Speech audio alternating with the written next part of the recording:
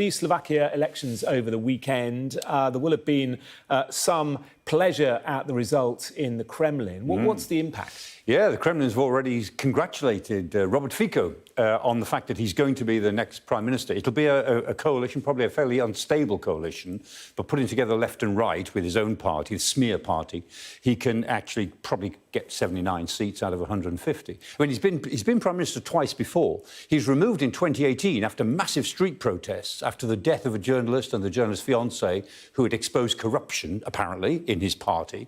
And, I mean, he's been under parliamentary privilege since then. Otherwise, he'd have been in court facing many, many charges of gangsterism and all the rest of it. But he's going to be prime minister. So, and he ran on a platform, or part of his platform, was no more weapons to Ukraine, no sanctions. And, of course, the Kremlin are very happy to hear that. So is next door's Hungary, the Hungarian Viktor Orban.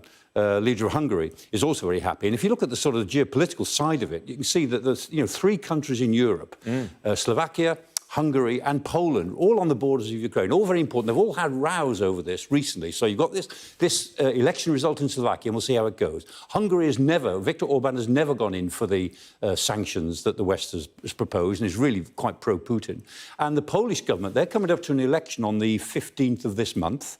And aid to Ukraine is an election issue. Donald Tusk is leading the civic parties, the civic coalition, and he will be much more pro-Ukraine. But the Law and Justice Party is trying to hang on, and they're using a kind of an anti-Ukrainian annoyance over the grain deals as a sort of political weapon. Yeah, cracks in NATO unity then, potentially. Yeah, I mean, none of it makes that much practical difference, but it's not a good look for NATO, and it's pleasing the Kremlin, that's for sure. Yeah. Talk to me about the States as well. That government shutdown was narrowly avoided.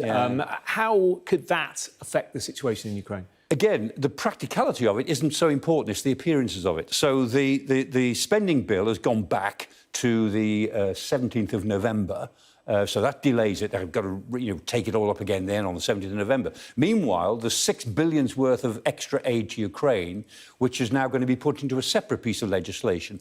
And Kevin McCarthy, he's the House leader, he's the Republican House leader. He has said, OK, if you put the $6 billion into a separate bill and link it to more money for border support, for the border issues which bother the Ukrainians on the Mexican border, then we'll push it through. Now, in saying that, people in his own party, this Freedom Caucus of 20-odd right-wing Republicans, all pro-Trump, all of them very pro-Trump, they've said, we're going to remove you for that because that's a betrayal of republicanism and the American people. It's unconstitutional. So they're locked in an enormous constitutional spat at the moment.